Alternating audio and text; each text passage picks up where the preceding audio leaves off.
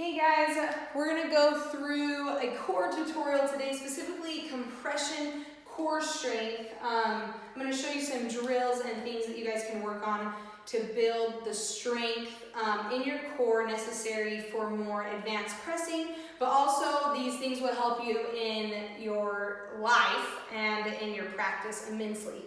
First of all, what is your core? It's definitely not just your abs, it's not just a six-pack. It's so much more than just like how the front of your body looks. Your core is basically from your chest down into about here. I include the glutes in that, and definitely includes the inner thighs and the groin area here. The psoas, these inner thigh muscles that connect up to your abdominals. Your obliques, your back muscles, it is your entire trunk, all directions here. So you can imagine that when you strengthen that, how you're strengthening your center and how much that will help you in pretty much all aspects.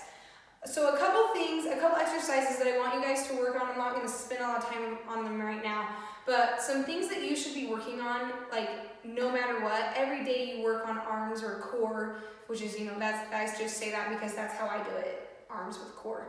But the exercises are push-ups and pull-ups.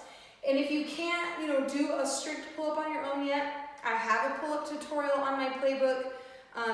You are going to want to use to start incorporating those into your practice, whether you only do yoga or you do fitness with yoga.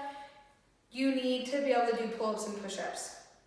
They're just a really solid overall core builder and strengthener, and also endurance-wise for your core. If you can pump out 10 pull-ups or you can pump out 25 solid push-ups, not on your knees, then that's a pretty good indicator with good form that you have a strong core.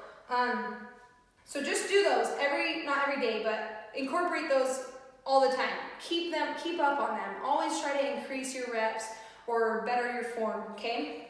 Push-ups and pull-ups. Okay, let's go. We're going to talk about compression then. So compression is basically your ability to compress your body or fold your body in half. Not just with straight legs, but we're going to do things where they're tucked in as well. And so the first thing I'm going to show you is just a forward fold. I want you to work your forward folds. Specifically for handstand pressing, if you're trying to get a press, you're going to need the hamstring flexibility, but you're also going to need the core strength, which is something I underestimated, but I've really learned over the last 2 weeks. So let me tell you why that matters. The more flexible your hamstrings, the stronger your core. Both of those together mean that you can hold your body together, okay, without just pulling in. You can hold your body together as close as you can, and stack your hips higher before the press. Now, this is something I'm still working on, and so I want you to pay attention. I'll talk about breath too. But you see the gap here between my, you see the gap between my ribs and my thighs. And compression is basically knitting the ribs to your thighs, okay? It's always this motion right here. Thighs and ribs together. That's compression, okay? You see the gap here. So I haven't achieved full compression because my legs are not, in contact with my ribs. So to compensate for that, when I press, I'm still having to lean forward a little bit over my wrist to get that press up. Lean. See how I have to lean and then I straighten out as my legs come up? Yeah, my goal is to be able to compress enough so that I don't have to lean forward. I can keep a straight body and do the press. So one thing that I'm doing to work on that I showed you in my stories recently, is instead of using my hands or my arms to pull my body in and hold it here, which really engages my hamstring flexibility, but instead of doing this, don't use your arms and use your core strength to try and hold your body together. That engages both. This disengages engages my core having to work to hold my body because my arms are doing it. So in a forward fold, notice I'm keeping my knees slightly bent. I'm not locking out my knees. I actually feel much more pull on my hamstrings with my knees bent a little bit. So anyway, slight micro bend in the knee. On an exhale, see how tight you can keep your forward fold with your chest on your thighs. And see my arms, I don't know if they were out of the frame or not, but no, I don't think they are. I'm not holding them, using them to hold. It's getting really hard to talk because this is really engaging my core and I can feel it shaking, okay? So there's your first drill to work on for that core compression strength, which also involves the hamstring flexibility. Let me show you another thing with straight legs. We're going to talk about, I don't know what the best way for this is. We'll go this way. This is kind of the same idea. I have put this in other tutorials specific to handstand pressing and toe tapping before, but this is the same idea except that you're laying down, okay? So you're going to take your arms above your head. You're going to go in a plow pose, okay? That's easy peasy. But now when you come down, you're going to slide your toes down your arms as much as you can. And yes, like you could get here and just, pull your legs in, straighten your legs, and you'll feel your hamstrings stretch. But what I want you to do is, again, use your core, really engage your core here, and try and hold your thighs as low as they can, as close to your body, okay? Watch. Okay, walking my feet down. Okay, now I'm gonna start engage. I've engaged my core. I'm exhaling, I'm pulling my legs down, and I'm trying to hold them here. Okay, this is really hard. Trying to hold them in contact with my body. And then once your hips come down, you're gonna feel your core release. It's gonna stop being hard. But just practice that, okay? So let me talk to you about tucks now. So those are both straight-legged, really engaging your hamstring, those drills do. Okay, let me turn over really quick. So legs tucked. Lots of different things to show you here. But first of all, one thing that you're gonna wanna do, just to feel the contact and like what it feels like, and this doesn't necessarily work your core, but just gives you the feeling of the contact, is just in your child's pose, like really focusing on being able to lay your whole body, the whole front of your body, your chest, your ribs onto your thighs, okay? Like that's compression in itself right there. Now, to flip that around, here's an example. So we just did the plow pose with the straight legs. Now, I'm going to show you, and these are advanced, but these will just really build your core strength if you can work on these. You're going to take your hands, take them flat down, take them down, flat, palms pushing down into the ground, okay? You're going to also feel this in your tricep, maybe your shoulder too. But the key is not using momentum here. On an exhale, you're going to pull with your strength, not momentum. You're going to pull your hips up. Okay, there's compression right there. Now I'm going to come to a resting, this is a resting, what's the word? I don't know. Resting position is what I was meaning to say. Like, you can hold this all day. It's basically just a plow, right? Now, when you come down, you're going to really press your hands in. I'm going to come on an exhale. Suck the legs into the chest. Okay, I have contact. Now I'm going to try and hold that as I slowly come all the way down. I'm going to let my head come up to keep that contact. And once your hips hit the ground, you're going to feel a release. But I only do like 5 of those at a time because they're so killer. And obviously, like, you might not be able to touch, you make that full contact yet. But as you just try and work it, you'll get better. Your core will get stronger and you will get the contact. So then I'm going to come back up, keep the contact, and down. And release. Keep the contact, keep the contact.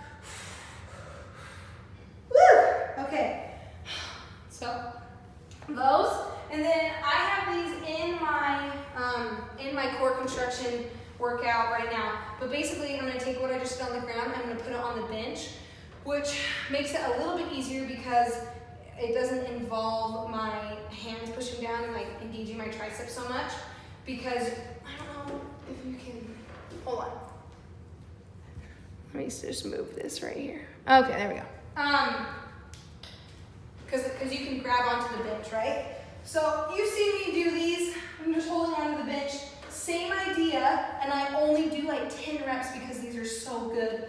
And I can't really do much more than that because I get fatigued. But again, my legs are tucked. I'm gonna tap down, which engages the core right here, like my abs right here. I'm gonna have to pull them up, no momentum, lift the hips and come up and in. Down, tap, up and in. Compression. Hold, okay? So,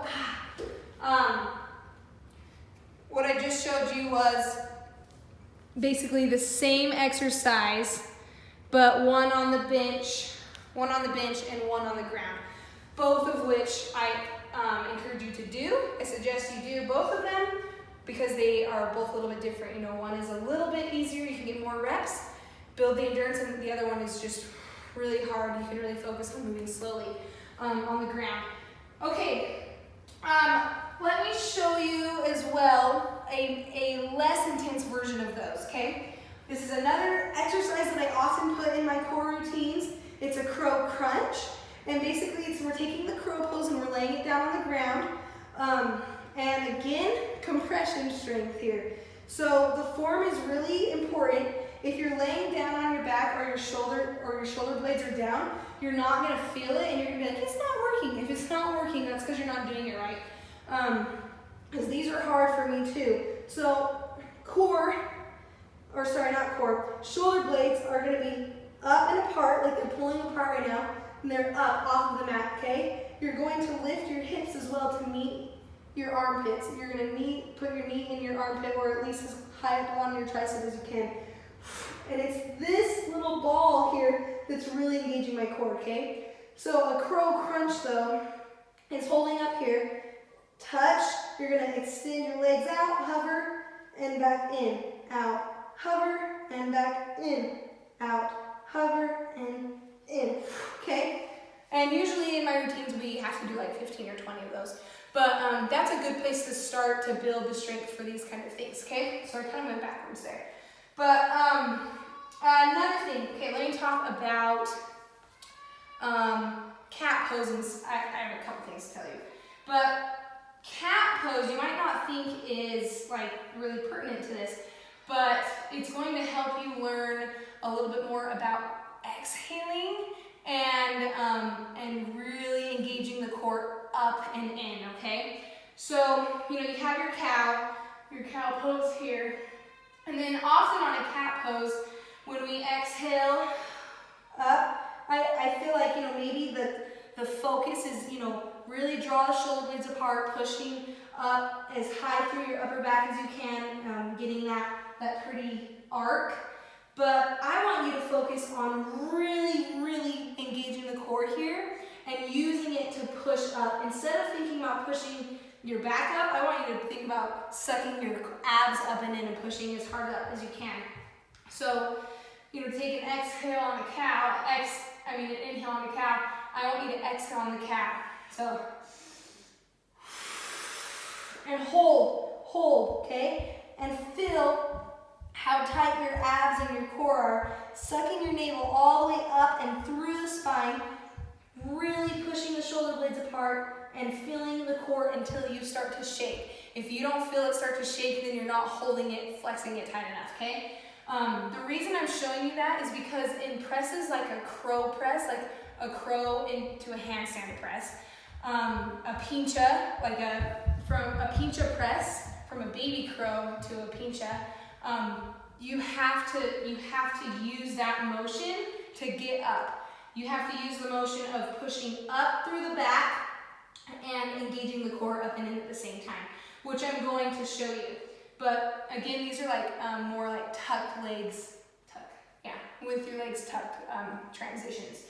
So the other thing I want to show you that you can practice on the ground is just a seated compression hold. And this might not look hard, but I promise it is. You're just going to take your feet and walk and keep them in close to your body. And like mine are, yeah, you can see them. They're really close. Now, you know, you can sit like this, no big deal, because your core doesn't have to do any work like this. Your arms are holding your body in. So hold your body really close together now. Use your arms to squeeze your legs in. You have full contact right there. Now, I want you to take the arms off and see if you can hold your body that close to your thighs. Ready? So hold your body. Now just reach forward. See the gap that already happened? Now here's the real drill. Take your arms up. Okay, hold this. Now my entire core is engaged here, and I'm already shaking. My arms are shaking, my abs are shaking, and this is one of those exercises that really proves how much your legs are working. Your inner thighs here, you're gonna feel that at your inner thigh and your groin right there, because it's all working to try and stay together. And I'm not even together anymore. This is really hard, okay? Try that, compression, a seated compression hold, okay? Work on those, try and hold that for 30 seconds, you know? Okay, let me finally get to a couple presses and breath. So, obviously the breath is super important in an actual, you know, transition. Obviously in all the drills, if you notice, I was always exhaling on the point of most exertion. For me, that's what works. Because on an exhale for me, when I exhale, that's when it's easier for me to flex everything and contract everything up and in. For some people, it's on an inhale. There's really not a wrong way to do it, so I don't want to tell you that you can only do it on an exhale, because I know that for some people, you know, it works better for them on an inhale. The point is to use your breath and breathe. You're not ever holding your breath by any means. So when I'm teaching this, I guess, I'm going to say to exhale.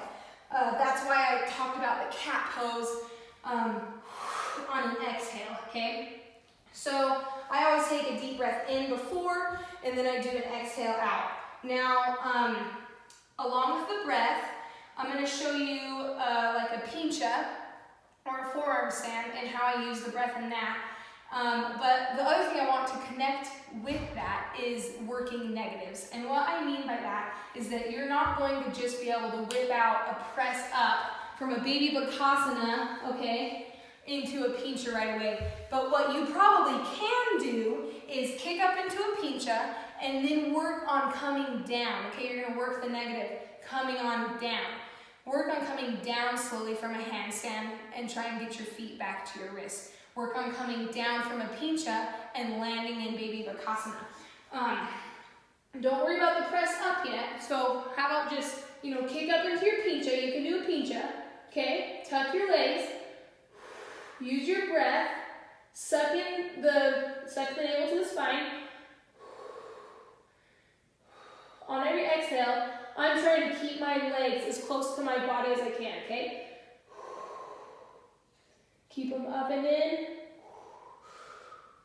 Try and land in baby bakasana, okay? If you can work on that, coming down and landing, holding, it's going to be much easier for you to learn eventually how to press up from there, which I'll show you right now.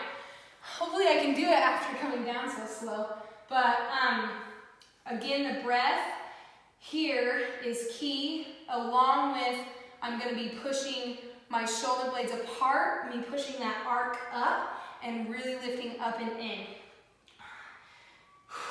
Let me preface this, that this press is not an easy press. This is a really hard press, actually. So, you know, don't feel discouraged if you don't get it right away. But, for example, here we go. I'm going to do the pincha. I'm going to slide my legs up and in, and just pay attention to how important the compression is. If I had a gap between my thighs and my body, then I would not be able to get up. It would be way too hard, okay? Pay attention to the breath as well.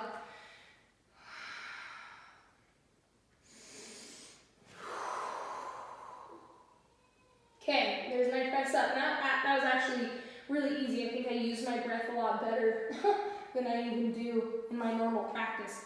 But there's an example, okay? Same thing with a crow press, from a crow pose into a handstand. Same thing with a tuck handstand, which I want you to practice too. Again, working the negative, okay? You might not be able to press up from a tuck.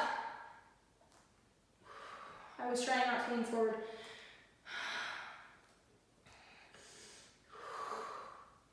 Okay, but if you can't lean, I want you to just get into your handstand, however you do, and then focus on the negative, coming down.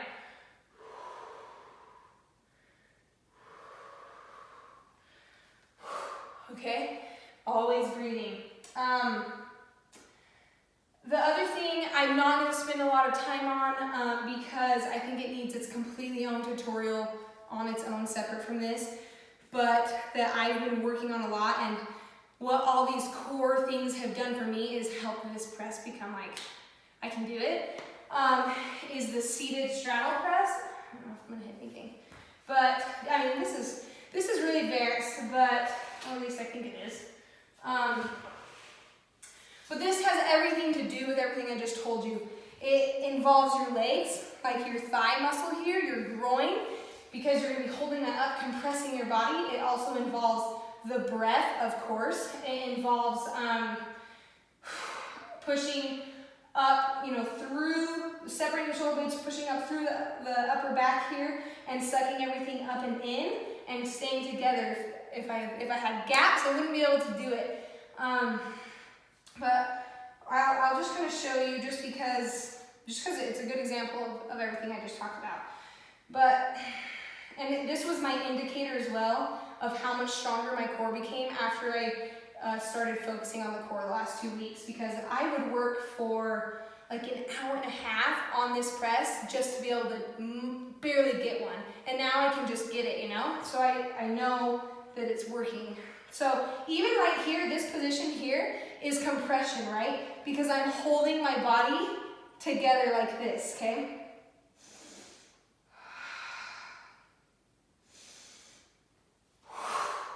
Oh, I didn't make it. That's okay, that's okay. I'll show you again in a second. I just thought of something else I wanted to tell you.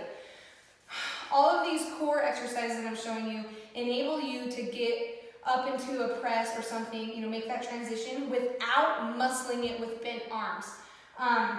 If you have straight arms, then you're really using your core completely. If you're bending your arms, that's when you know that your arm muscles or your arm strength is trying to compensate for the lack in the core strength. So I'm working on this, trying to get it with like super straight arms, but even now, like I know they like kind of bend out just a tiny bit when I'm first getting up. But I do want to do this press really quick.